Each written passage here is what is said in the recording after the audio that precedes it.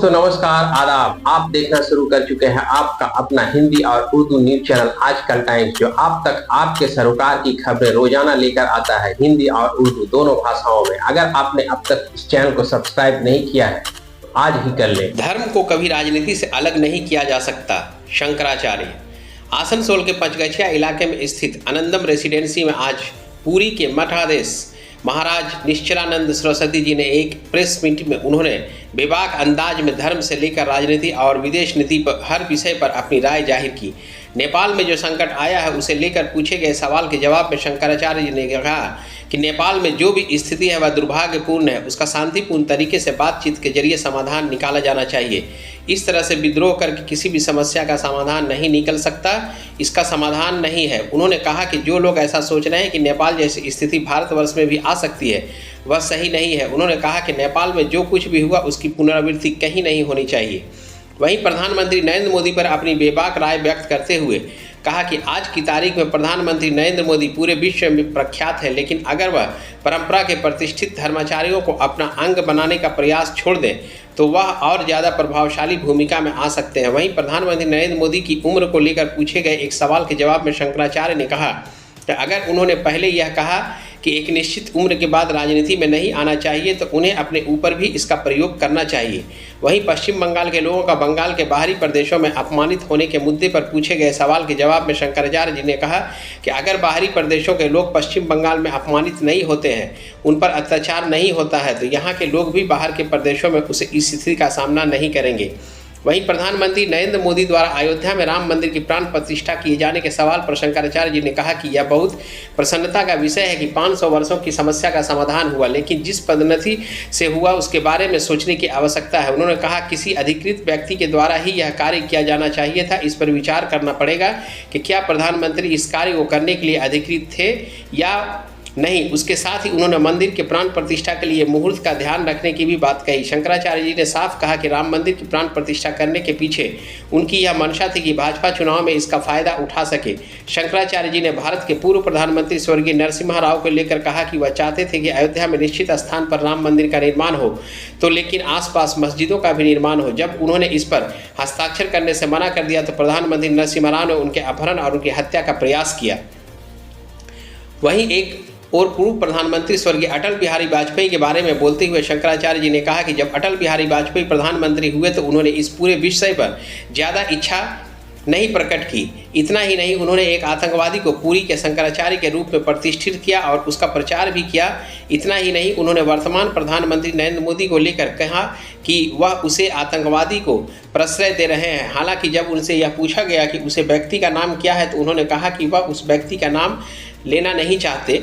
वहीं गौ हत्या के मुद्दे पर पूछे गए सवाल के जवाब में उन्होंने कहा कि जब प्रधानमंत्री नरेंद्र मोदी गुजरात के मुख्यमंत्री हुआ करते थे तब उन्होंने तत्कालीन भारतीय प्रधानमंत्री नरसिम्हा राव के बारे में कहा था कि उन्हें गौ हत्या पर रोक लगाना चाहिए, लेकिन आज उनको प्रधानमंत्री बने 11 साल हो गए हैं। अगर वह इसे लेकर गंभीर हैं तो उन्होंने अब तक गौ हत्या पर रोक क्यों नहीं लगवाई।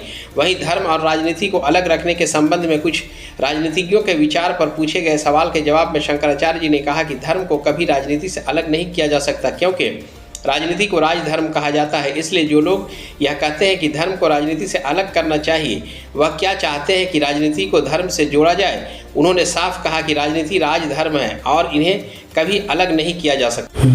भाजपा आरोप करता है कि बंगाल में सनातनी लोग सुरक्षित नहीं है। आप सनातनी हैं या नहीं?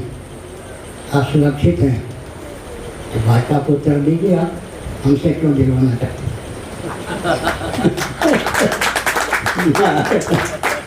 भाई मैं भी पत्रकार रहा हूँ, अवैतनिक बचपन में दिल्ली में विद्यार्थी था।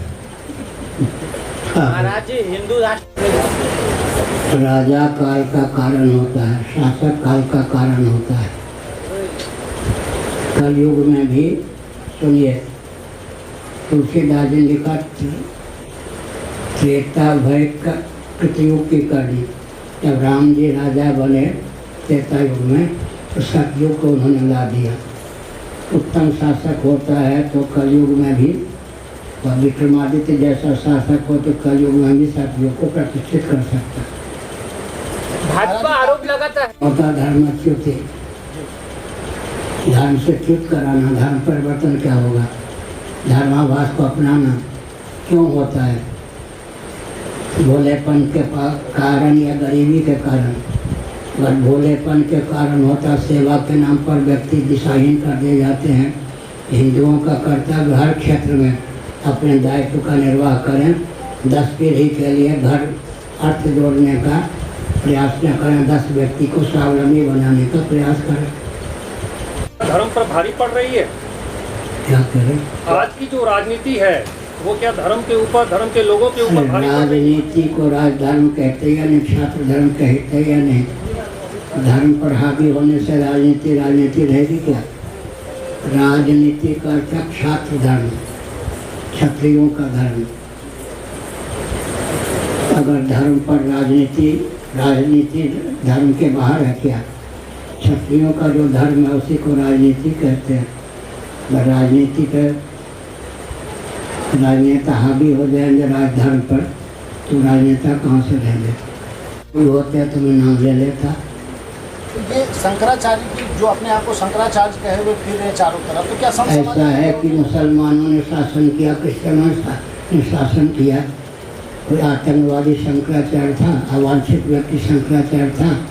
इस पद के साथ छेड़छाड़ी करना, अराजक तत्व को शंकराचार्य के रूप में घुमाना, यह तो देश के लिए अपमान है, देश के पतन का मूल कारण है।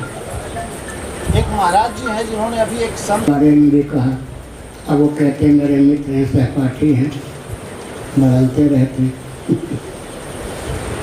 कुछ बोले ना हम बोले, समाज ने उनको मुक्ति दे दी। हमने किसी को प्रेरित भी नहीं किया। अपने आप समाज प्रबुद्ध है। आजकल का समाज बहुत प्रबुद्ध है। ऐसे व्यक्ति फिर अब कहते हैं मित्र हैं, मेरे सहपाठी हैं, ये भी कहते हैं। सनातनी, वैदिक आर्य हिंदू होते हैं। हिंदू शब्द भी बनता है, हिंदू शब्द भी बनता है। हिंदू माने हिमालय से लेकर हिंदू सरोवर पर्यंत, मानसरोवर से लेकर के कन्याकुमारी पर्यंत का जो भूभाग है उसको हिंदुस्तान कहते हैं। हिंदुस्तान को भी हिंदुस्तान कहने लगे हैं। यौगिक व्युत्पत्ति के अनुसार दीनता, हीनता, मलिनता का अपनोदन करे वो हिंदू होता है। जगह धर्म हिंदू, दर्शन, विज्ञान, व्यवहार में सामंजस्य साधना, देश काल परिस्थिति के अनुसार कार्य करने की विधा साधना केवल हिंदू धर्म ही है। शिक्षा, रक्षा, अर्थो सेवा के प्रकार सदा संतुलित रहे। मातृशक्ति का शील सुरक्षित रहे। बिना परिवार नियोजन गर्भपात के जनसंख्या संतुलित रहे। हर व्यक्ति की जीविका जन्म से सुरक्षित, हर व्यक्ति का जीवन दुर्व्यसन मुक्त रहे।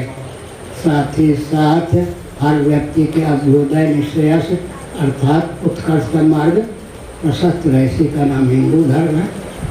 सबके पूर्वज सनातनी वैदिक और हिंदू ही थे। मेरी आवाज़ गुलाम नबी आज़ाद तक पहुंची होगी। उन्होंने कहा हमारे पूर्वज कश्मीरी पंडित थे। सुनिए, नरसिंह राव ने रामालय ट्रस्ट नरसिंह राव के शासनकाल में बना था, जब वो प्रधानमंत्री थे। मुझे मालूम पड़ा कि अयोध्या में राम मंदिर यथास्थान बने, राम जी प्रतिष्ठित हों। नरसिंह राव यह तो चाहते हैं, अगल बगल या आमने सामने मस्जिद बनाना भी चाहते हैं। मैंने हस्ताक्षर नहीं किया।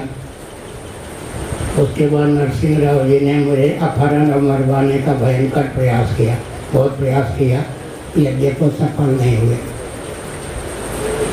उसके बाद वाजपेयी जी हुए।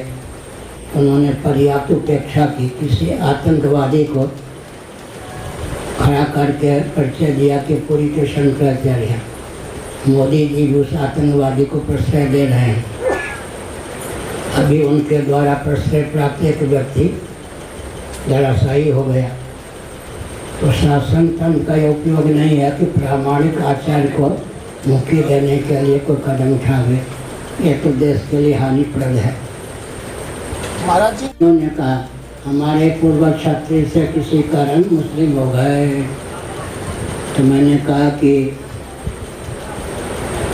मोहम्मद साहब के पूर्वज कौन थे, ईसा मसीह के पूर्वज कौन थे?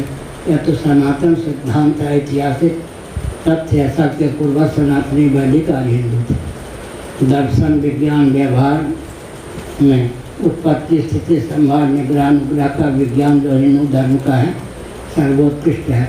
बुश महोदय का नाम सुना है? अमेरिका, उनके पिताजी भी राष्ट्रपति रह चुके थे।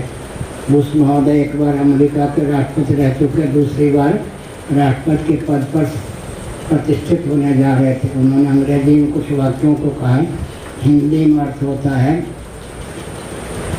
मैं जन्मजात क्रिश्चियन हूँ, बाइबल में मेरी आस्था है, परंतु सृष्टि संबंधी जो जानकारी बाइबल में है आधुनिक विज्ञान और वैज्ञानिकों ने उस पर पानी फेर दिया है। इतने अंशों में मैं बाइबल को नहीं मानता। हो गया। ऋग्वेद के 920 उत्तम में केवल 7 मंत्र हैं। उन 7 मंत्रों के माध्यम से सृष्टि के स्वरूप का जो अंकन किया गया है, वैज्ञानिक भी उससे दिशा प्राप्त करते हैं। हमारा जो भी वैदिक सिद्धांत है, ऋग्वेद, यजुर्वेद, सामवेद, अथर्ववेद में अंकित या पुराणों में अंकित या महाभारत और वाल्मीकि रामायण इतिहास में अंकित, कोई भी लांछित नहीं कर सकता। इसलिए सनातन सिद्धांत सदा विजयी रहा है और आगे भी रहेगा। महाराज जी, धर्म पहली बात यह है कि बैलगाड़ी का युग है क्या? बैलगाड़ी का युग प्राय समाप्त हो गया। बैलों की उपयोगिता नष्ट हो गई है। नहीं, महायंत्रों के माध्यम से जब काम होता है तो क्या होता है, जितने हमारे प्रशस्त बाण बिंदु हैं उनमें विकृति आती है, उनका विलोप होता है।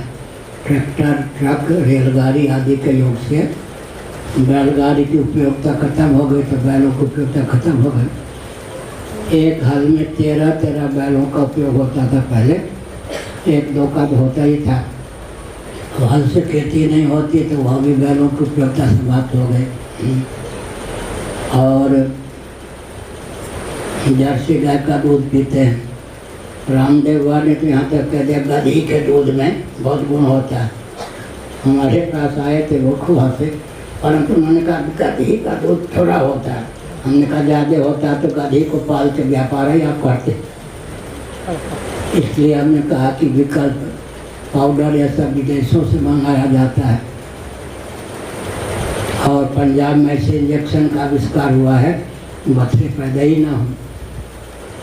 तो हर प्रकार से जो प्रधानमंत्री हैं हमारे परिचित हैं, अपनी भूल पर पछताते भी होंगे। उन्होंने कहा था गोरक्षक गुंडे, कहा था या नहीं? आपको नहीं मालूम? कहा जब वो मुख्यमंत्री थे और मनमोहन सिंह जी प्रधानमंत्री थे, तब उन्होंने कहा था मनमोहन सिंह जी का दायित्व है कि गोहत्या बंद कर दें। मनमोहन सिंह जी गोहत्या बंद क्यों करते? जो भारत के प्रधानमंत्री के पद पर प्रतिष्ठित होता है, क्रिश्चियन कम्युनिटी मुस्लिम तंत्र का दासान दास बन के काम करता है। अब 11वां वर्ष चल रहा है, प्रधानमंत्री के पद पर प्रतिष्ठित है। अब कहते हैं गोरक्षा गुंडे, गोहत्या क्यों नहीं बंद कर रहे? तो क्या हुआ फिर? लाभ क्या हुआ? महाराज